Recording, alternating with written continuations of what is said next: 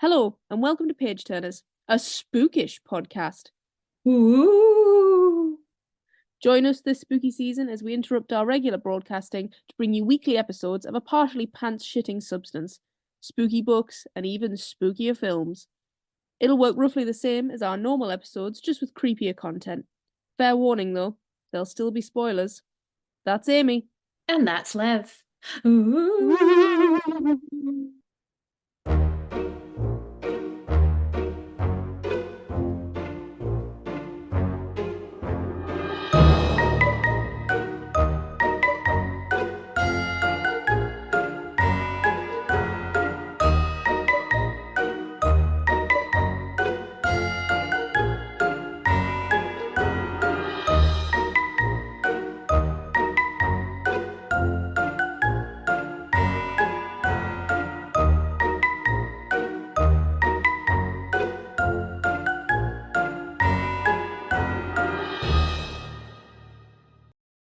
Hi, Liv. How are you? Hello, Amy. I'm well, thank you. I nearly said, "How are you?" Like that's not an answer to a "How are you?" question. No, I'm good, very well, thank you. We've just had my parents, so it was a bit of a 5 days of, well, what are we gonna do? We have to plan something. Let's plan every single inch of our time. So, have they gone home now, or are they still with you guys for a few more days? Oh God, no, they went home on Monday. Oh, okay. I see. I see. Right. Okay. I thought when you were saying that your parents were here, you meant they were currently here. Like before we started recording, you were talking about that. No, they're home. No, Okay. no, no. They came last Thursday and left on very early Monday. Nice. And what did you get up to? You were saying you wanted to fill the time. How did you fill the time? How didn't we fill the time? Oh, Well, they're obviously obsessed with the dog, so we spent a lot of time dog-related things of walking with the dog and yeah. sit and looking at the dog and petting the dog. And when the dog yawns, we all collectively went, "Oh," and that filled a few hours. Nice. But no, we went in through to Edinburgh. We went through to a restaurant called Monteith's, Mm, which very nice. Farm to table. They've branded themselves as very, bougie. Only such upper class people such as myself would be interested in it, mm-hmm. Mm-hmm. Yeah. But before that, we went to a place called Cocktail Geeks, which I'm still desperate to take you to, Mm-hmm. because their theme is House of the Dragon or Ice and Fire. It's Game of Thrones, House of the Dragon at the moment, Nice. and it was class. Cool. Did your parents get a kick out of that too? Are they Game of Thrones, House of the Dragon fans? They Nice. absolutely are. They absolutely are. So no, it was great. What else did we do? We went to Linlithgow, went Oh, up to nice. the Kelpies, Mm-hmm. and got drunk on Sunday and played Hangman for a lovely afternoon. Oh, lovely. Just quintessential things of the every people that we just Yeah. Just a standard family day. classic salt of the earth widdips. That's what it is. Mm-hmm. Very nice. Well, that's lovely. Cool. Um, how are you? What have you been up to? I'm good, thanks. Nothing like that. I haven't been to the Kelpies or Edinburgh or any of those things, or played hangman drunk in the afternoon. So you've won this week with your update. I don't know. I'm a day ahead, so I keep thinking it's Tuesday and it's Wednesday, and Oh, it's catching me out all the time. I thought you meant that you were a day ahead thinking it was Thursday, but you No. mean that, so if anything, time is a day ahead of you. Yeah. So I'm like, oh, what? No, it isn't. So yeah, the week is rocketing past. But yeah, it's been a pretty uneventful week so far. But it's been very busy, but like not very exciting busy. I've just had stuff on every night. So Mm. yeah, I've been rushing Really, around. it's really going to suck on Friday when you've got something on that's just going to really drag your time, right? Yeah, no, it's another thing to tick off the to-do list. Oh, excited. It's us guys. We're meeting again outside of the podcast. I'm not going to be in the podcast. Liv had suggested like, oh, should we just do something indoors? And I was a bit like, as in your house. And I was like, maybe we should go outside. Maybe we should spend some time outside of the house and do something else. So yeah, we're going to go for a nice meal, and some drinkies, maybe. Oh, I Yeah, think so. I I think think so. so. Cool. And we're going to plan. We're having a business meeting. It's all very formal and professional, of course. Yeah, no, I'm thinking we sort of do it a la Mad Men. Like, Mm-hmm. sort of, I'm thinking maybe like full three-piece Oh suits. yeah. We only drink scotch Oh, specifically, and we shout at waiters and make other women cry. I enjoy it. I think that would be fantastic. I will be with a briefcase and Oh, some horrendous opinions. nailed it. Yeah, I'm no, but I'm very excited. Very Mm, looking forward to that. So, in one way, it's good that the time is going quicker because it will be Friday sooner. Yay! exactly, yeah. And you guys will be thinking to yourself, guys, where are you going? What time are you going out? Those are questions that other people know the answers to, not us. We don't know. We had a plan and then the plan sort of fell apart. That Mm, plan could continue to be the plan. I did check. They do still have tables available. I won't say where until next week. We you don't don't want want to, stalkers. yeah. No, we don't want to cause huge unrest in the restaurant with all you lot hanging around looking for photographs and autographs. We're not about that. Yeah, but we can still get in there. So if that is something we want to do, we can discuss later on. Interesting. When you said like hanging around waiting for, in my head I'd like added in the words for you, being like waiting for book opinions. No, no, you went straight to photographs and Oh yeah. autographs. I'm aiming for the stars. I am in full delusional, full delulu. Yeah, so we can discuss that and see what you want to do. We're just us this week though. We don't have a special guest. Laura has left the podcast. But we hope you enjoyed a new voice on the pod. It was really fun to listen back to because I wasn't used to just hearing us, so it's quite nice, bit of a change. Um, but yeah, you've just got us again. So us. Yeah. And I feel like we're like old faithful in a way, Yeah. like last week was potentially new and scary. Hmm. Uh, this week you're back in the arms of us now. And not to say that Laura wasn't a wonderful guest, but it definitely threw me off because I was sat in the middle and I kept like turning as if to talk to you, but then also Uh, realizing that I needed to talk to Laura as well. And so I was just, so yeah. first we have to talk about what we're currently reading Oh, okay. before we discuss what we have read. Please go for it. What are you currently reading? Right. Okay. So, I do frequent the fantasy romance subreddit. Okay. Um, I don't contribute to it or anything, but I do like to read people's thoughts and opinions on things. And I've noticed a very interesting pattern recently of posts related to give me um, like a baby girl MMC, give me a cardigan, give me one that's a little bit hopeless. I don't want a shadow daddy. I don't want an alpha male. And I thought, yeah, I'm about that. I love a bit of Carden, as we know from previous discussion. So there was a recommendation that if you like Carden and Jude, you will like this pairing in this particular book.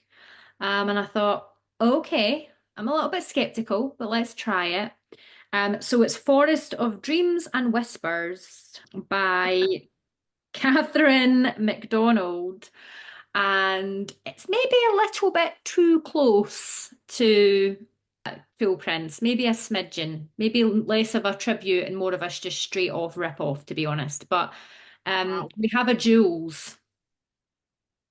Wow. Yeah, yeah, yeah. So I think it's starting to deviate slightly from the plot right now, but we do have a mortal girl that's found herself in the land of the Fae, and her dad is like the war general. Getting any vibes? Yeah, yeah, yeah. Mhm. So maybe a little bit too close, but the writing is good. The characterization is good. Um, I like the male main character. His name is Hawthorne. I thought you were Yeah, going to say like cardamom. yeah, exactly. Um, yeah, there's a few slight differences, but I'm pretty sure if you've read The Cruel Prince and then you read this book without even knowing it's supposed to be heavily inspired by it, you would get a bit of deja vu and feel, have I read this before? But yeah, if you're looking for something really quick to read, it's a standalone, which I enjoy because there's not many standalones these days. Um, it's a kind of gender swap version of Sleeping Beauty. Yeah, so Hawthorne had a curse upon him, in that if he gets to a certain age, he'll fall into a deep sleep if he hasn't had true love's kiss. You get where we're going with this. And she is his personal guard. So she is his kind of bodyguard that's protecting him from assassination attempts. Okay. It's all Okay. right. And it's open Yeah. door. It's three chili peppers. So Very nice. Very nice. And have I'll you? report back. Thank you. Yeah. Yeah. Mhm. Excellent. Let's keep us on Cruel Prince for a moment. Have you seen the announcement? I have seen the announcement and I am, yeah. I wonder if that's why there was posts about it. Maybe that's why people had seen that and thought, oh, I'd like more of that. Yeah, I'm very, very excited. Can't wait. Um, for those of you that live under a rock and are saying like, "Oh, what's the announcement?" No offense if you haven't heard it, and I don't actually mean you live under a rock, but so Holly Black, basically there is a video of her live at like a book chat or whatever, and she is sort of saying like somebody asks her what's next, and she says, "Well, I thought it was fairly obvious."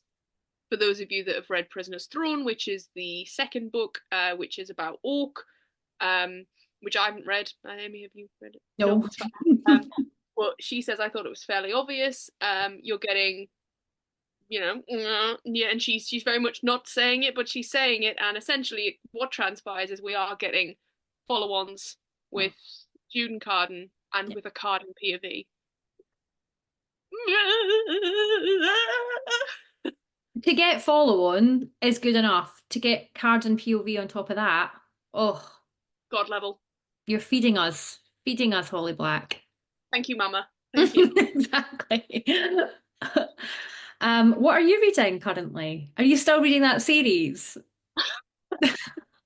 Yes, Oh, but I started another book just so I could have something else to talk about on the podcast. that's fair. I don't normally read books in tandem. I'll normally like stop what I'm reading, or I'll stop halfway through and I'll go on to another book, or Mhm. I'll come back. I won't ever go, I'll have one chapter of this and then two chapters of that. People who do that, mad. I would mix up the two plots. Me too. Anyway, so I'm currently reading Now Conjurers by Freddie Kolsch. Mhm. Which is basically, it's like, oh, I don't know. Who does the blurb for it? Tamsin Muir, who did Gideon the Ninth. Mm-mm. No, So I'm not. it's like she. Oh, I mean, first off, that's an incredible book. So if anyone's listening, they should read that. Okay. Do you know what? Sod it. I'll get the summary up. Yeah, please do. Okay, here it is. It's like I had this prepared. Uh, because I couldn't describe it.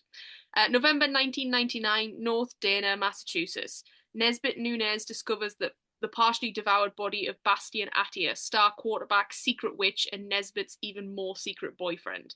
Now, the remaining members of North Coven, Nesbit, Dove, Drea, and Brandy, vow to get answers. Nothing can prepare them for what they uncover. Nesbit's nightmare is only just beginning. An ancient evil, a coven bound in blood, a love that death cannot destroy.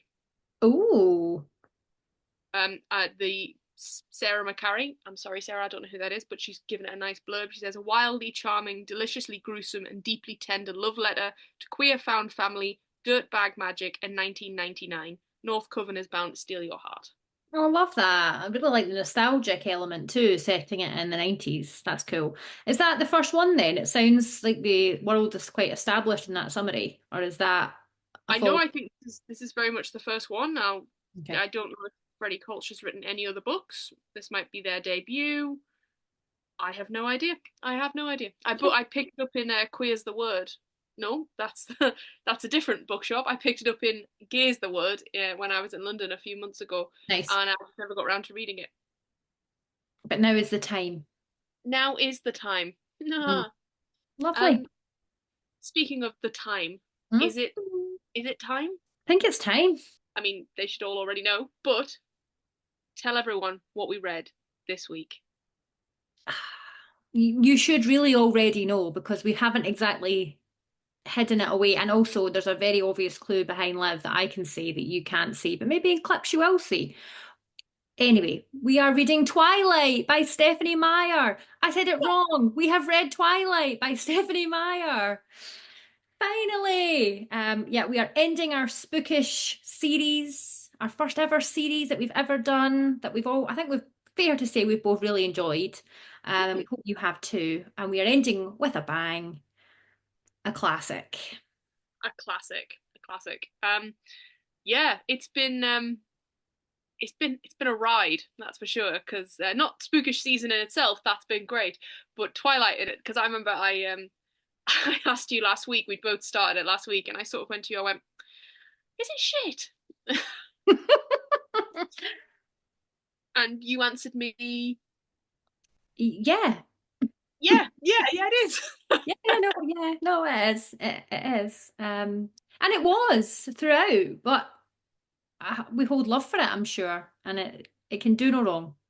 Do you know? I actually thought it got better, but Yeah, the start of it is a little bit cringy, but it settles into itself and mm, it does that's get, yeah, it gets stronger as it goes on, I think. very true, very true. This is the second week where we'll be attempting the speedy summary.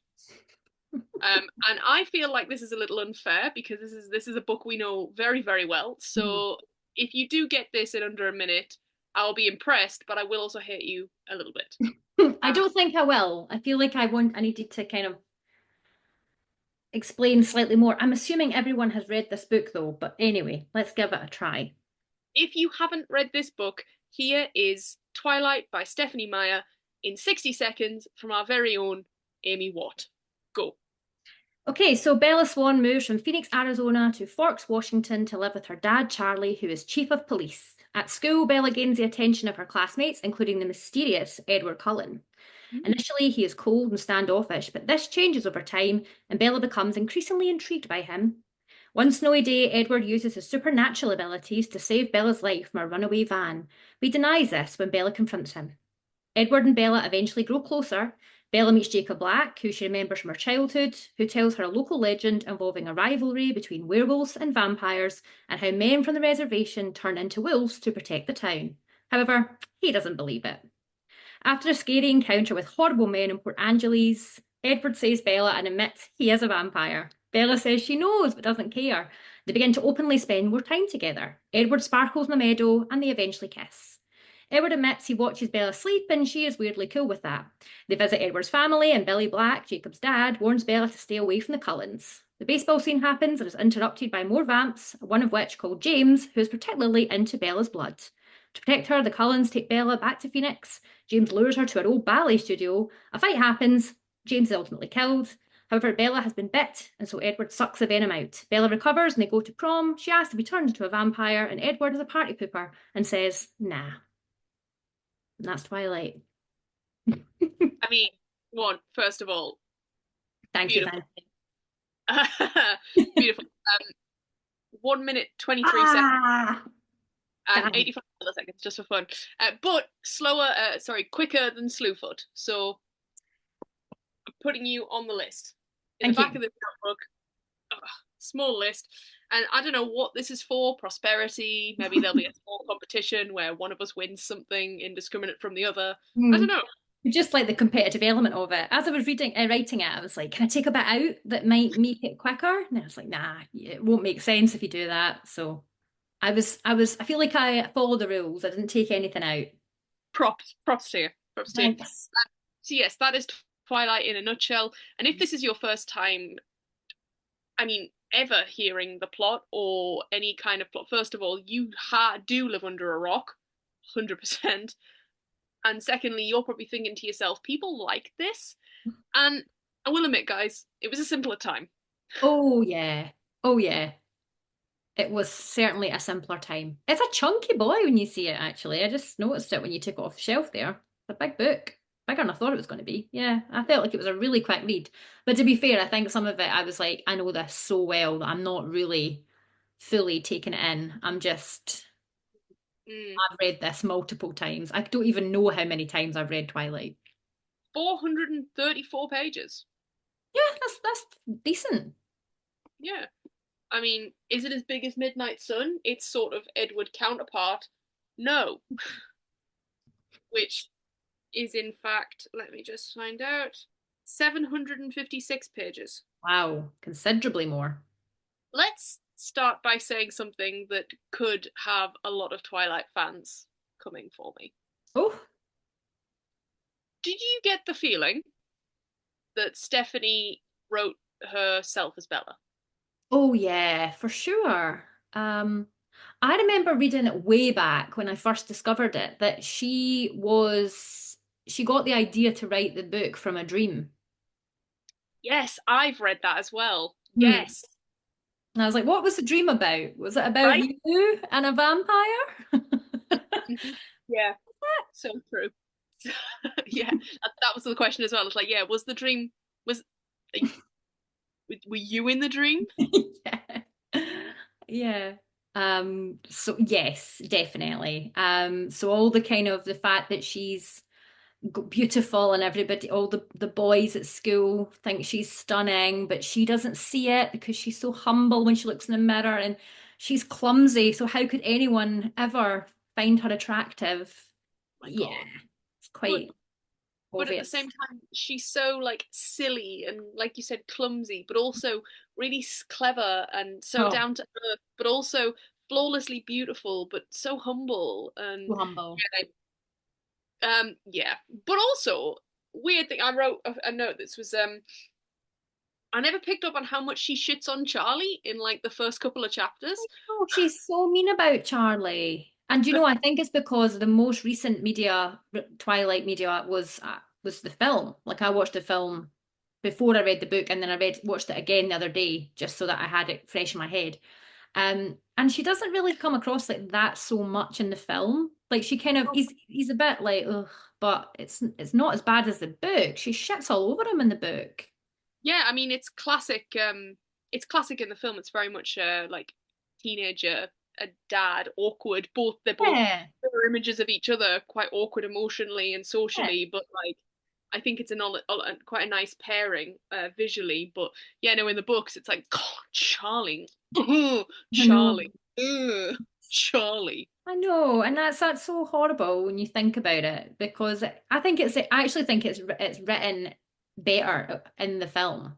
The relationship is more relatable, perhaps, as you say. She's a teenage girl, it's her dad. She's a bit awkward. She doesn't really know him very well because she's lived with her mum and they get a kind of understanding between them, don't they? That it's like you do your thing, I'll do mine, but we still go to the diner together. No diner in the book, guys. Don't go to the diner in the book.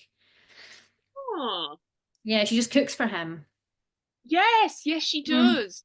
But I mean, it's really interesting because she seems to enjoy the cooking for him, but I think there's this whole sort of level of like un sort of like looked at childhood trauma there because she's clearly had to look after Renee, who is Yeah, yeah, an adult, and then so she does that and falls into that sort of yeah. way That's with Harvey as well. yeah, So if anything, very tragic.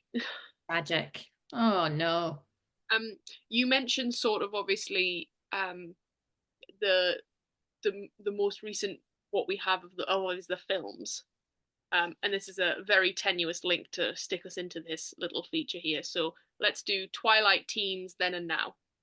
Okay. So when you were, I say a little girl, when you were, I don't know, how old were you when you read this? I think I was probably about 14. Um, yeah, I think so. I read it quite a bit after it came out, so but that sounds about right. Yeah, like I probably read it maybe 13 or 14. I think I read it maybe about a year after it came out. okay, I think I read it probably a little bit after. I don't know, but yeah, I think it was about 15-ish, we'll say. Um, so were you, I mean, the classic question, were you Team Edward or were you Team Jacob? I was always Team Edward. That didn't change for me the whole way through the book series. No, nor with me. Okay. No matter how much she tried to make it happen in New Moon, no matter how much Eclipse tried to toss us between the two, Mm, like, nope, no. always Team Edward. He was always the better option, and I don't really know why. Um, I'm not saying necessarily that this reread has made me go, God, Edward's such an idiot. I do think, well, first of all, it was very much that classic thing of what you said before of Bella being like, oh, Mike's into me, oh, Eric's into me, oh, Mhm. Jacob's into me. Everyone who meets me's into me. So I do think by the time Jacob gets a look in, I'm very much like, bleh. Yeah, you've had enough boys chasing after you, Bella. You've got a vampire. Just calm down. I think because we're introduced to Edward first, he's mysterious. Mm. Um, and we know that there's something, well, we know he's a vampire because it doesn't really shy away from telling you that right at the start when you're reading the summary, etc. It's the second line on the blurb on the Yeah. back. Yeah. So we're under no illusions there. But I think it's because that's who she sees first. Ultimately, we fall for him as she does. Like he's mysterious and intriguing and standoffish. And we like a bit of enemies to lovers. We like a little bit of treat him mean, keep him keen.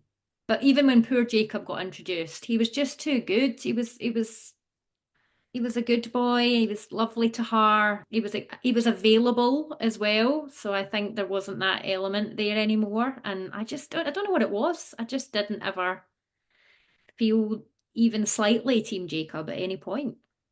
I think you're right in saying that we fall in love with her, Edward, as she does, because you're right. The main sort of pro that we get in the books that isn't in the films is that this is in first person. Hmm. So we hear every single thought of Hmm. Bella. We have every single action, every single opinion, whatever. And she very much friend zones Jacob from the very beginning. Hmm. Like, and also it's made very clear that he is 15 years old. I know, exactly. So maybe that was also why, because is that not obvious in the film, as in we're never told that in the film, I don't think. I don't remember it coming up. Well, I also think you've got everyone's clearly not the age they are, right? Like Yeah, it's yeah, that yeah. kind of Hollywood thing of like Kristen Stewart was probably 20 odd when she played 16-year-old Bella. Mhm. And everyone else in the cast was so I think Taylor Lautner is maybe 19 in the first film, Okay. and he's got that fucking terrible wig on. A lot of them are wearing wigs though, because I did look at this and it was about they didn't because it was quite a low budget movie. Mm, They didn't have time to get them in and out of like hair and makeup because it would affect how much time they actually had to film the thing. right. So to make things quicker, is it Catherine Hardwicke that's the director? Yeah. She decided to put loads of them in wigs. So there's a lot of dodgy wigs going on in that first film. I mean, if you can name me a dodgier wig than Jacob's in that film, I'll listen. I mean, actually, you know what? Carlisle Cullen's wig is pretty. Yeah, that is not great either. But Bella It's was wearing a wig apparently. interesting. Huh. That's hmm, hmm. You know, I can see it probably because it's always so perfect in every shot, Mhm. but also it's a lot more natural than the others. Yeah, yeah, yeah. There's also a scene in the kitchen scene, and I didn't come up with this. I had to listen to another podcast, and they mentioned it, and it did make me laugh.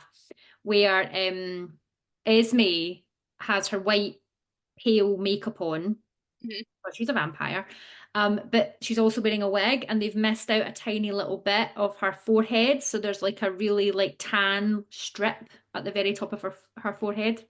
So that either makes it look as if Esme is somehow obsessed with whiteface, or if somehow she just really deeply contours the top of her forehead. Yeah, maybe she just went OTT with the bronzer that day. We don't know. But speaking of Esme, they do first off, the actress clearly doesn't get the screen time or whatever because she's barely there as a character. And then, secondly, she's blonde in the second film. Yeah, that's right. Which we know that can't happen. They can't change their hair color. I mean, I wasn't calling it out because of the law. Well, Thank I'm saying, thank you for doing that, but more just because it's so ridiculous yeah. from whatever she's quite dark in the first film, and then second, and then it's bright like a Rosalie blonde, and Hmm. then in the third, fourth, and fifth, they're just like, yeah, fuck it, we'll just get about it. Like no one's gonna notice. Who cares? Just like no one notices that they recast Victoria.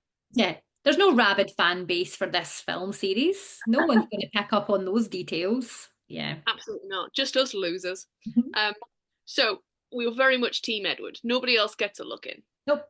No. Who are you now? Who would you say that if someone says to you, "Who's your team in Twilight?" Who are you now? When I'm thinking of it as what's the healthier relationship, and what relationship would I be better off in Boo! than Jacob, but I can't let it go. So I think I would always say Team Edward. It would be weird to say I'm Team Jacob. I've never said that before. And I won't start now, Liv. I won't start now. I commend you for your loyalty. Yeah. Have you changed? I'm going Team Carlisle. Oh, can we change? Oh, if we can do that, I'll be Team Charlie then. Yeah, I was the way it took you so long to answer. I was like, Amy, you can choose whoever you want. I didn't Like, know. Oh, no, Team Charlie. interesting. I'm other dad. I'm Team Mm, Carlisle. yeah. Oh, he is. Mm. There's this scene in New Moon. It's very close to the beginning in the films. And I imagine I don't because we didn't read the others. I'll just have to assume and hope it happens.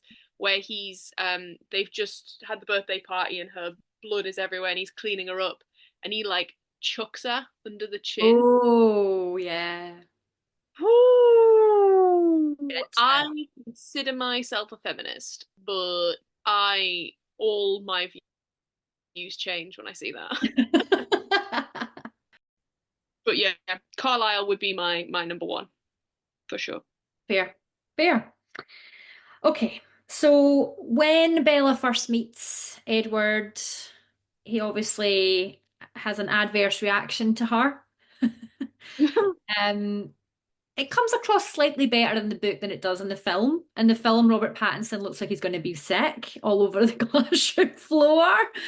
Not so much in the book. It makes a bit more sense. It doesn't read quite the same way. No, it definitely seems less like he is very much like holding his nose, going "Pew." Yeah, like, eh. Yeah. Bella did a stinky. But but yeah, I mean, it's still a fucking ridiculous concept. I'm glad they take the time to explain it because I definitely think in the film they spend a lot of time saying that she smells fantastic from everyone. Yeah, they do. Oh, because when Alice meets her, oh, you do smell good, It's like, no, no, it's not that she smells good to everyone, it's that she smells good to Edward. Hmm. Or the best to Edward. Which, when I'm saying it, I'm not offering this as an actual explanation. Like, it's still fucking ridiculous. It's a But really, really, yeah.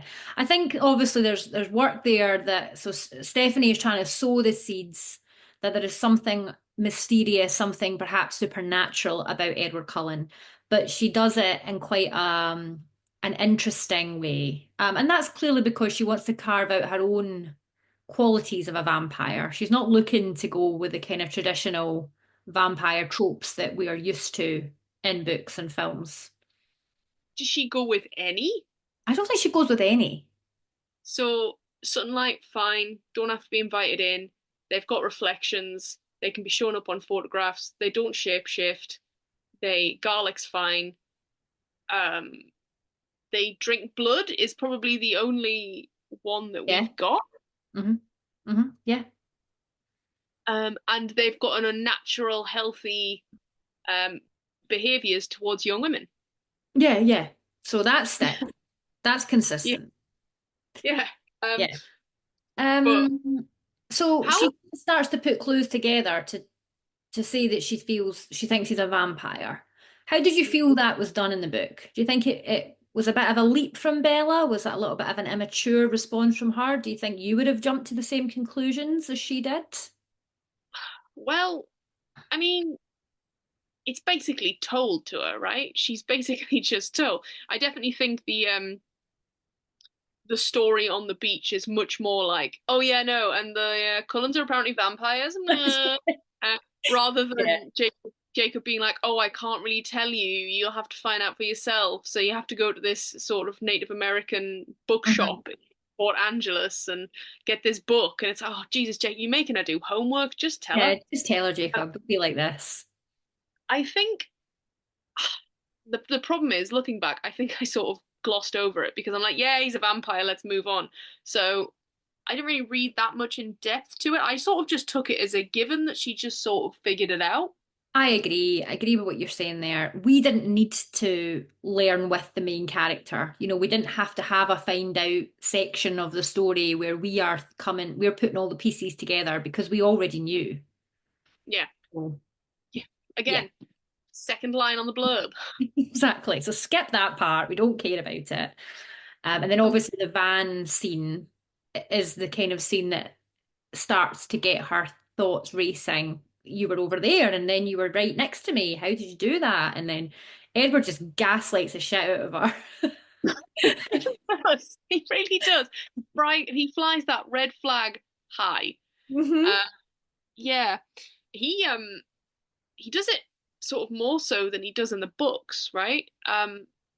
Sorry, than in the films. Yeah. Um, Yeah. so it's very, yeah, it's an interesting one. I think I just cannot get over the some of the differences in the films versus the books, and why they made certain changes and certain changes they did not make. And That was me showing you that I have a list because I found a website that basically breaks down all the changes, and there are so many that I thought, why would you change that? What was there a reason to change um, that? I don't know. all while I was doing my little deep dive, I read that there was one line, very one specific line, that Stephanie Meyer fought for to be verbatim in the films. And interesting, you're nodding like you know it. I Do don't know. you? I'm just assuming what it might be. And it is the and the lion fell in love with the lamb. Hmm. I fucking hate that line. I don't hate so much the lion fell in love with the lamb. Whatever. Get over yourself. The second bit. Like what a silly masochistic lamb. And Oh, it's, I know. that is not my ick of the week, but it should be. It should be. It should be. Interesting. I thought it would be that or the personal brand of heroin line. Which yes, which is definitely in there. And I did I read that? Yeah, no. I remember I tried to remember if I was like significantly like, oh God, as I read it. I think I just skipped over it again. I didn't think it was in the book. To be honest, I thought it had been added purely for the film, and then when it was in the book, I was actually quite surprised that she'd included it. Mm, mm. Um, I have there's a question I wanted to ask you before when we were talking about like vampire lore. Um, it's not really it's not a rhetorical question. It's more I'm putting it out here. How ballsy do you have to write a vampire book and include none of the classic vampire lore in it? Like, is this an Oh, yeah. ego thing? Or there's so many even before this book was out, like Dracula was, and the concept of Vlad or vampire was taken into film and completely like modernized that sort of thing. So I don't believe it's like, oh, I wanted to make them contemporary because it had already been done Mhm. whilst keeping the traditional lore. So is it a good thing that she did this, or do we think she should have stuck with at least some of the lore, other than the creepy talking behavior and the blood drinking?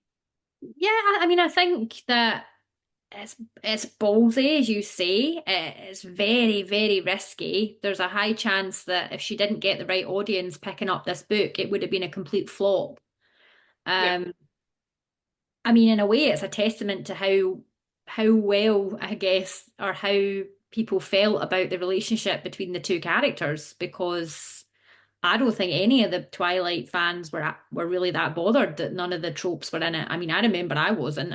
I didn't read it thinking, "Oh, he's a vampire," but oh no, he doesn't burn in the sunlight, or he has to be invited in. Like, I can see why I would feel that way about certain kinds of vampire literature and media, Mm. but it never bothered me with this one.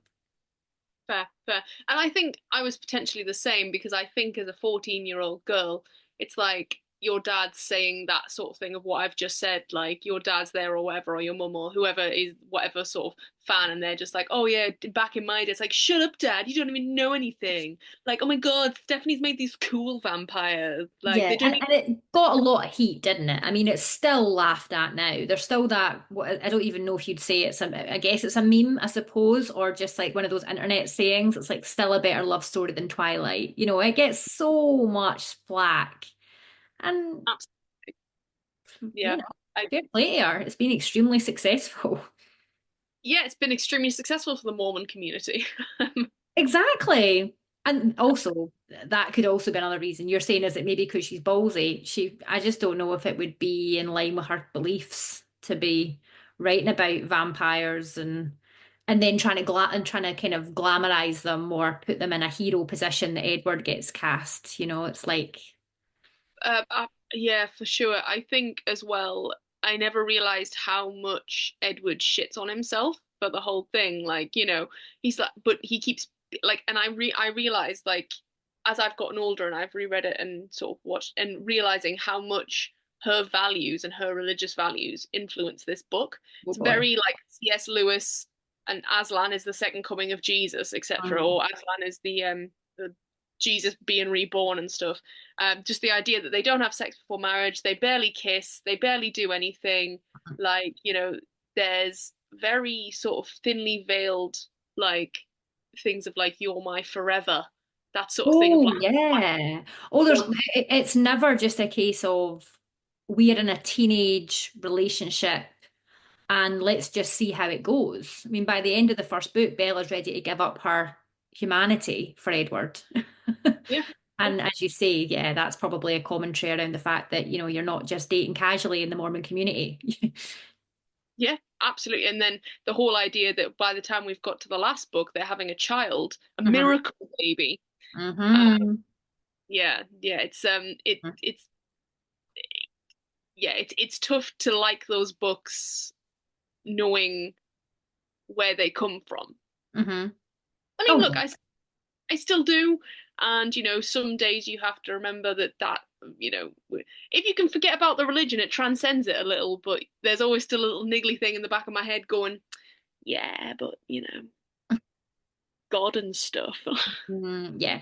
I feel like we didn't, again, didn't even cross my mind when I first discovered the books. Oh, Now when you read it and you know it, yeah, you can see it, it's dead obvious, but it didn't affect our reading experience the first time, did it? So, and it's yeah, very hard to read this book and think, and even if you are reading it and thinking, ugh, you do remember how you felt the first time reading it and thinking, well, you say that now, but you weren't feeling like that at the start, were you? When you first discovered it, when you read it in a day, I remember reading it in a day in my bedroom, just like absolutely devouring it. yep, yep. Hold up my hands. Absolutely, yep. That's call me out for the hypocrite I was at 14 years old. Uh, and now again at 31, absolutely, yeah. No, yeah, I mean, I was obsessed. I was utterly obsessed. Oh, yeah, yeah.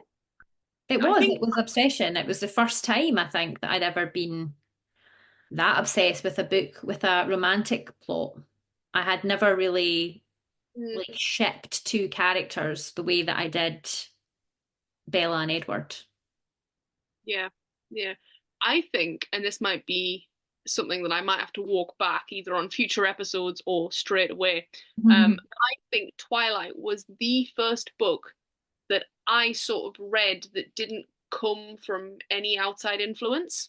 Like it was recommended to me by a friend because she was reading it, but I mean like one of my favorite series, fantasy series was one of my dad's, and he would read it to me, or like Ah, my dad would buy me fantasy books when I was younger, or those sorts of things. So like maybe I'm forgetting other books, but I think Twilight was probably one of the ones that I solely picked for myself. okay. Yeah. And you discovered it and you felt a compulsion to read it and you loved it. Yeah, yeah. Yeah. And now it was my asking my dad to buy it for me, or to buy the next ones, or Mhm. put them on my Christmas list, or whatever. Or Yeah. um, so I Nice. think maybe that, yeah, I might walk that back, but it'll be a nice soundbite for later. It will be. Mm. So, there are a few iconic scenes in the film. We've already talked about one. I think there is another that we need to talk about. Iconic scene in the film, confusing in the book, and that would be the baseball scene. Interesting, interesting. What about the fact that they weren't playing Supermassive Black Hole, other than that, confused you about the baseball scene in the book? I mean, I got it when I was younger reading it. Eventually, when I thought about, okay, it's a thunderstorm, they've got supernatural abilities, it's going to be loud. Yeah. It's just an interesting choice that they were all going to go and play a family game of baseball. Just just an interesting plot point. Well, Amy, in the words of Edward Cullen, it's the American pastime. It's American pastime. And, you know, now that we know her background, she's nothing if not American. So, yeah, interesting. An interesting scene. I do think you can't deny how iconic though that scene is put to film. Catherine Hardwicke. Oh, wonderful. Absolutely not. And I think maybe it's worth us talking about the different directors. So obviously, Catherine Hardwicke did not go on to direct the others. No. And Twilight is such a shift cinematically from New Moon, Eclipse, Breaking Dawn Part One and Two. They become much more Hollywood action, sort of those types of films. Whereas Twilight, because of the smaller budget, because of the way that it's shot, almost gives me this like little art project film vibe. Yeah, yes. Um, that almost like blue tint over Yes, every scene. which makes everyone whiter. Yeah. It's like almost like a very cold filter on everything. The downsides to Twilight. Should we discuss the downsides to Twilight? Oh, I Not think. just yeah, not just the first book, but the entire franchise. I Hmm. mean, the obvious one is the Quillite tribe. Hmm. I'm not sure if I'm pronouncing that correctly. I probably am not because I'm fucking terrible with shit like that. But I mean, obviously, they've been forced to negotiate the rights to their own oral histories. Um, they've seen no sort of money or anything from this, from anything. Um, the yeah, and obviously people are visiting folks in droves, Hmm. and there is no respect being shown to any sort of land No. or anything. So fuck you, Stephanie Meyer. Just poorly researched, isn't it? Very much a sign of the times, very much a product of its time. Nowadays, we would expect authors to do their due diligence. Yes, that should have been happening way before that, but I like to think that lessons have been learned since and that people are trying to be, for the most part, more respectful and Mhm. not just borrow people's culture to create a Yeah, werewolf tribe. and I um, mean yeah. 100% cultural appropriation Oh, and 100%. misappropriate that culture. So much so, I think there's a website that the Burke Museum had to create to combat all the misconceptions that and actually educate the fans about the truth Mhm. behind the tribe. Yeah. And lots of really negative stereotypes around Native American reservations. The idea that the men are violent, the idea the men are uneducated because none of the blacks go to school, none of the reservation members go to school.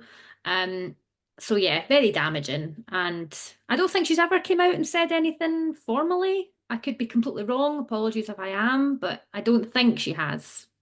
I don't think she has either, but I want to talk about what you just said there because I never even picked up on that. The fact that like the werewolves are considered, they've got their own form of like, oh, you could be hurt with us, Yeah, and but the vampires who are very much seen as the good guys, they have that, but they don't hurt anyone. Whereas obviously you have Emily, Sam's partner, who we meet in New Moon, and she has half of her face scarred because Sam got angry. Sam get The angry. Yeah, and they're almost it's. The wolf form can be kind of triggered by strong emotions like anger, like losing control. So they don't have control of their emotions. They're unpredictable and hostile and yeah, really negative. And as you say, like they are dangerous. Whereas the Cullens, who are vampires, yeah, go to their house. Don't worry about that. You'll be perfectly fine. yeah, yeah. So that's obviously one of the major downsides to the Hmm. Twilight franchise, which is very sad. Hmm. Um, other downsides, I mean, Just, I think, just the idea of for me, just the whole no sex before marriage thing, I've got no issues with that as an actual belief. That's up to you. That's entirely your decision. But how much it's forced down your throat, and then the fact that they have to get married in the series, they have to have a child in the series, and she's still incredibly young. yeah, Um, yeah, just a little bit concerning, certainly. Giving up her humanity, becoming a vampire, alienating her from her family, like she's almost encouraged to not confide in her dad or have a relationship with her dad. And I know it isn't necessarily Edward that's making her do it, but it is perpetuated in the story by the Yeah, old. it's the fact that she gives up everything and he gives up nothing. Oh, totally. There's no change for Edward. Edward's life continues exactly as it's always been. Yeah. Yeah, no Um, sacrifices being made there. Really interestingly, though, just to, because I feel like we're going down a hill of sadness, and maybe that's not what we want the podcast to be. Hmm. I realize it's my fault because I started us on the start of downside. I found that actually the first Twilight book, Uh-huh.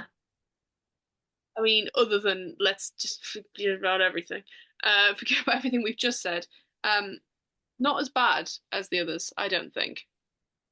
Uh, In terms of writing, in terms of message, no. Nope. Nope, nope. Cultural appropriation. Oh, definitely not. No, that's in there. Shit. Well, look at me eating my own words. Um, overall, I think I know what you mean. I think it's a lot, yeah. The more that the story continues, the more really quite worrying and toxic the behavior becomes. At the start, it's a little bit more innocent. It's a little teenage romance. She wants to be with him. She doesn't care what her dad thinks. Like, just leave. You don't understand him, Dad. Like, we've all been there. Obviously, things take a bit of a dip in the second book when she basically is like unable to function without him. And that scene is okay. Nobody really comments on that. there's Um, a possibility. oh gosh, that scene when it's like switching round, yeah. But there's a lot of light in the book and the film. It's very easy to poke fun at. It's a good don't doesn't I don't think the film takes itself very seriously at all. I don't know if the book would prefer it did, maybe. Maybe Stephanie Meyer hopes that people saw it as a real a classic, as we said before. But I think the film is good, and the actors and the cast get that, and they don't really take themselves too seriously in it, and it's yeah. Yeah, for sure. Absolutely. Um, major changes. You said you had a write down, so major changes between book and film. What are Mhm. your sort of top ones that either you thought was a good thing, or let's go both sides. So one that's really good, one that's you're just like, I don't understand this. And some of them would just make me laugh. So in the book, there's no field trip, but in the film, they'd go a field trip to a greenhouse as part of their biology Yep. curriculum. That made me laugh. Um, Maybe in the they book, could. it is stated that Billy can't drive. Billy can't drive in the book, but in the movie, he's seen driving when Edward leaves Bella's house. There you go. Interesting. Interesting. He's incapable of driving for himself. Yeah. It's just yeah, very. Some of them are really like I don't know why you would make those changes. Um, yeah, we talked about this one. In the book, Jacob tells Bella all the legends of his tribe, and she learns from him that Edward and his family are vampires. In the movie, Jacob tells her only part of the story, and she finds the rest when she goes to the bookshop. So we've already said that's an interesting one. Maybe that was a neater way to split her off from Angela and Jessica. Hmm. Could be. It could be that. Um, yeah, so there's some that I just think I'm not quite sure why you made those changes. Like, why would you change something so small? But I've never Mm. made a film, so I don't know. And also in the book, lots of characters don't have any lines, and then in the book they get a few lines, which I Oh, was in the film they don't have any lines. Yeah. no, in the book they don't have any lines. In the film they get a little line. I think Who's this? Victoria is one of them. Victoria doesn't say anything, then she turns up again in New Moon. Whereas she does say a few things in this, and then also she spies on them at the end with the prom scene. Oh yeah, that's yeah. We almost get told about Victoria through James in the book. Yeah. Hmm. That's very much another sort of thing. We tend to find out more about the women characters through their male counterparts. Hmm. which of course again is us me bringing it down to a downer again. So we'll just I've said it. We don't like it. We're moving on. This is a um. Shall I tell you who I enjoyed more in the book than I remember enjoying in the film? Yeah. Jessica. Jessica, yeah, Jessica's quite irritating in the film. The thing is, Jessica is perfect in the film for who she needs to be. Uh-huh. Anna Kendrick, perfect casting there. Oh. Someone who's a little preppy, someone Eh, who's annoying as fuck, someone who needs to be like the popular girl. That's sort of like tropes a million in mhm. there. Whereas in the book, as long as Bella's not going after Mike, which Bella makes very clear that she's not, she's fine. Yeah, she's perfectly lovely. Yeah, I do like the film version of Jessica though. Like small town, she's used to being the popular pretty girl, and then Bella comes and she's trying to look like she's welcoming and like, oh yay, so glad you're here, when really she feels threatened and doesn't really like her. But I do think Anna Kendrick plays that role really well. Yeah, and I think they somehow lean in more to making Jessica less likable so that Bella can be better in the film for Hmm. sure. Um, I'd forgotten that the character of Lauren exists. Yeah, Yet yet another female who is threatened by Bella, of course, of course. That's all. but thank God for good old dowdy Angela. Yeah, exactly. She knows she's got no chance, so she's fine with Bella rocking up.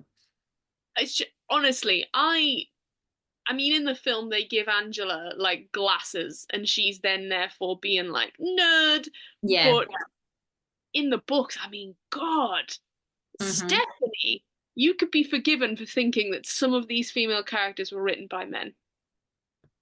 She doesn't come across as a girl's girl. Let's just say that. There's no No. women supporting women in this story in terms of what the author writes the female characters like. They don't get a great write up.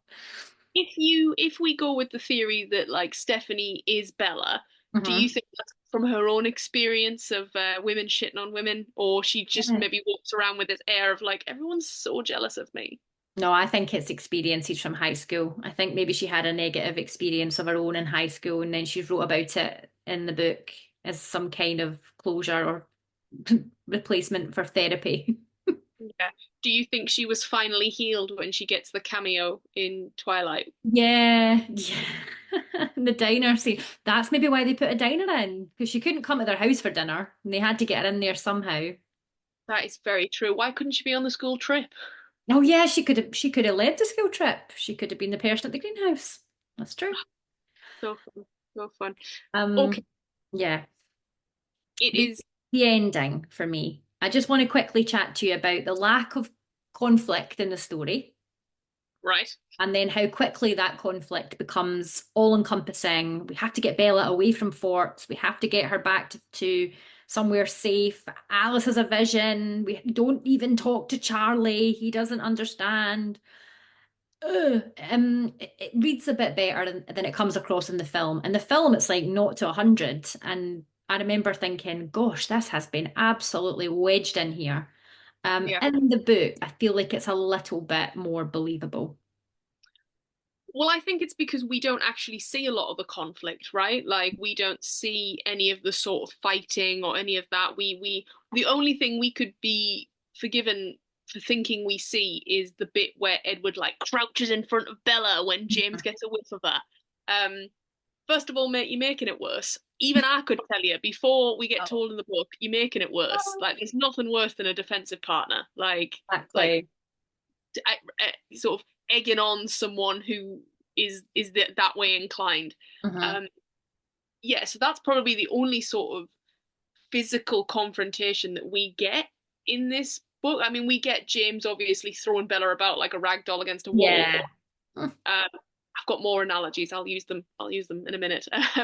But that's all we get. Like in the books, obviously, we get James being like, whoa, and sorry, no one can hear what I'm doing. No. We get James like being beheaded and being burned and all that sort of vampire Yeah. stuff. what I love about that is that Bella's on the floor dying, and they have time to add that in. That's one of my favorite parts of the film where she's in the like lying on the ground like close to death and in the background you just see Alice like leap on James and rip his head off. And Yeah. it's all just going on in the background. And Um, can we take a yeah. moment to applaud Kristen Stewart's um, acting there when she is like, when and she's writhing around again, not sexily. Um, No, no, no. and the director's notes for that, I don't know whether they fully took, whether she'd not read the book or whether she fully told some or was told by someone what direction she needed to take this. But it is not the direction that I think should be. It should be. No, not when you read the book again. Definitely not. No, no, it's very much her hand and the rest. And for some reason, with Kristen Stewart, her eyes are going crossed. Like, Yeah, you know, she's going through it. she is acting the fuck out of that. But yeah, no, I think you're completely right. Like, we have this very sort of just I'm gonna say soft novel of like no sort of tension. There's a bit of tension between like sexy tension and those sorts of things, but nothing major, high stakes. And then we get essentially a sort of a kidnap scene where she's at the ballet studio and James throws her against the wall like spaghetti to check if she's done. Why is Um, it the ballet studio? I've always wondered that. Why the ballet studio? yeah, why can't he hurt her in her own home? Because obviously, the difference between the books and the films is he makes her go to her own house first, and then he says, "I'm round the corner at the ballet studio." Um, Fine, but then obviously in the films he goes straight to the ballet studio. So I, I understand the concept of a second location because the mum's house is the first place they'll look if they don't know she's there. But when oh, we have not talked about the biggest difference, the Oh, biggest revelation that James is the one that knows Alice. yes. Yeah, you're right. I Hmm. completely forgot about that. Aye, I forgot that. And what I love is that we get three lines. I know. It's this huge mystery of, oh, Alice doesn't really know what happened to her. No, we get three lines. She was in an Yeah. asylum. A vampire doctor took a liking to her. James wanted her. He turned her. And then he was killed by James. And then that's why she woke up as a newborn, a vampire alone. Which is a big bit of her lore. I mean, it's the only bit of her lore, to be honest. I think that Catherine Hardwicke was skimming it. She was skimming it. She missed that bit entirely, and she thought, ah, whatever. We just won't give James any real backstory. He just comes at the baseball scene and he wants a bit of Bella because everybody wants a bit of Bella, so it's not that hard to believe. Absolutely not. But sorry, my point being is why we got into this. Why would the idea of the second location? He knows that Alex, sorry, just husband on the brain. He knows that Alice has visions, so they'd know where to find him. Yeah, So there's absolutely no use in a second. If anything, he's counting on it. yeah, So there is no use in a second location, right? We've looked too far into that, but yeah, right, right. In the book, is the use of the home videos used? yes, It is used, right? That's fine because I remember I was watching the film the other day and I was like, was that in there? But it's probably very briefly mentioned. And he does use it to try and lure her there, thinking that her mum's there. yeah, Yeah. yes, he does. Okay. Can we talk about Mhm. specifically the home video, how that makes Renee one of the first influencers? It does. Yeah, yeah, a family vlogger. But what I also love is that it's those videos or whatever on TikTok where someone's clearly had to set the whole thing up and then they've gone sat back down and started to cry and been like, he left me or whatever. Who's videoing your child going missing at that point? I don't know. I have no idea. Like, Bella, where are you? Oh, you scared me. Who were you videoing before this, Yeah. Renee? She's just running herself again. She's just an outfit of the day. Hey guys, I'm here at Bella's ballet recital, and oh my God, where is she? Bella, Bella, Bella. Bella. Content. She knows it's important to get content, and we can understand this now. So, you know, We can. We really can. That's Maybe fair. when younger you couldn't, but now I appreciated that. Get that bread, Renee. Get that bread. Yeah, But mad. yeah, I think obviously the most important thing is to not take this book too seriously. Not That at all. No. Nah. probably, probably the main thing, right? Not take the book, not take the film too seriously. Which I think is probably why it's lasted so long because, well, I hope so, the whole fandom, none of what we're saying is revolutionary here, right? Oh, Like, no. We're I, not bringing any new opinions or revelations to the table. Like I feel like this has been done to death, but we just wanted to say our own piece on Twilight. And as you say, I think it stood the test of time because actually, whether it does or doesn't, whether Stephanie Meyer wishes it does or doesn't, it doesn't take itself very seriously. People see it as a bit of a guilty pleasure. And I think that is kind of why it's loved. Like, still, people still enjoy it. People still watch it at this time of year. is this fall or is this hoa hoa ha Season. season? Hey, tell the hmm people next week. So next week we will be reading What Moves the Dead by T. Kingfisher. Oh, I'm so excited. I know, I'm so excited. So you were saying it's a retelling of Edgar Allan Poe's The Fall of the House of Usher. Yes, part of me wants to maybe watch The Fall of the House of Usher as well. Well, that's a volunteering thing. That's not a thing we have to Yeah. sign up for. No, I'd like to watch that, but I think it's got 6 or 7 episodes maybe. So I don't know if I'll manage to do it before we record next time. But we'll see. But maybe we read it because obviously we have to do that. Mm, Which is committed mad. now. Like as I feel like people, well, they won't know this, but I'm making aspersions of both you and me. We are fairly good at blagging shit, but Mm. yet you've never blagged one book. I've always finished a book. Oh yeah, I don't think I could do the podcast without reading the whole book. Like I'd feel weird on the pod, like I'd be lying, saying, "Oh yeah, I agree," and then thinking, "Do I agree? Do Yeah, I?" like can't lie at the fans. No, we can't. We've never DNF'd either, but I don't think we can do that. That's okay. That's different because that Yeah, generates discussion. I think as long as one of us has read it, so like I think we've talked about this before, like if say you DNF when we definitely don't read The Christmas Tree Farm by Laurie Gilmore. Counting down the days. If you wanted to DNF that, I'm sure we could find a fun feature of me telling you the ridiculousness of what we encounter. You could But say anything and I would believe you at this point. maybe that's a feature for another time. hmm But yes, I'm so excited. Have you read other T. Kingfishers before? Yes, I have read Nettle and Bone. Nice, good one. I really I enjoyed it.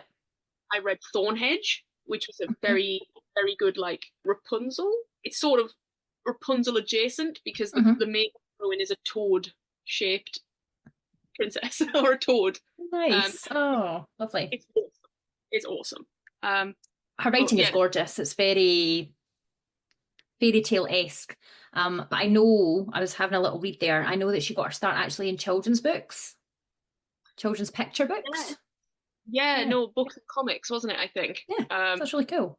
Yeah, I might do a little research and find out what is behind the pen name of T. Mm. Kingfisher. Yeah, I'd like to know that as well. And I know also that she writes horror too, Hmm. like street Ooh. horror as well. So I know this is a bit kind of horror adjacent, our next read. It's probably not going to be straight up horror, but I know that she also does dabble in that. So we're very interested to read a bit more. Yeah, I mean, she did the twisted ones, didn't she? I think, which I've Mhm. seen, and that looks fairly horrorish. Maybe it's not, but yeah, no, this is a retelling of Edgar Allan Poe's. You might have already said that. Sorry, I realise I've just All right, completely we're ignored. saying it again. And it's really ramming it home, guys, because this is what you got to look forward to next week. And you um, should read this one nice and quickly because this is a very short book. So if you do want to read along with us and then be prepared for next week, you actually have time to do it. so do we. Yes, which is a nice Some might, change. yeah, God, some might suggest that this is the reason we've chosen this book, but to that I say, have more faith in us. Exactly. Don't be so cynical, but also you see right through us and stop looking at us. Oh man, it's so true. Anyway, moving on swiftly. Join us next week for that book that I definitely just forgot the title of. What Moves the Dead. Join us next week for What Moves the Dead by T. Kingfisher. In the meantime, you can always subscribe to our Patreon, which is full of very fun things and extra episodes. It's £2 a month, and yeah, You can follow us on Instagram and TikTok, Page Turners Pod, and then Mhm. email us at podcastpageturners@gmail.com if you want a free book. Has anyone done it this week? No, because No. if they had, you would have FaceTimed me. Oh, if they had, I'd be shouting it from the heavens of Mhm. being like, "Well done!" Full name and address of person who's getting a book. Yeah. Well, maybe they don't think it's real. Maybe people aren't listening are listening to this, being like, "Oh, it's not real. They're not going to send me a book." We will send you a book. Wait, no, I've never realized this. We will send you a book from your country. If you are in the United States, we will send Yes. it to you via some sort of delivery service. We aren't Mhm. going to go pick up the book, put it in a box, and then pay outlandish postage. No, we will go on Amazon or some other nicer books online book supplier, and we will find the book in your country, in your language, whatever you prefer, and we will get it sent to you. Yeah, Okay, yeah, we promise, just not sleuth it. Small print. yeah. Terms and conditions, etc., etc. Yes, but that anyway. That is it. Follow us then. Email us then if you want to. Comment on this episode. Did you enjoy it? Did we enjoy it? Yes, I think so. Nice little memory lane for us. It was fun. It really did. But yeah, stay tuned, guys. We have exciting things coming towards the end of November. And we've got our really extremely, really important business meeting tomorrow. So yeah. Yay! We can update But you about that next week too. The final Amy, would time. you like to Oh say it? no. Should we say it together? Let's say it together for the very last time. Oh, I'm actually getting quite I upset. know. It's a milestone for us that we stuck to this and we did it. For the final time, guys. Stay spooky.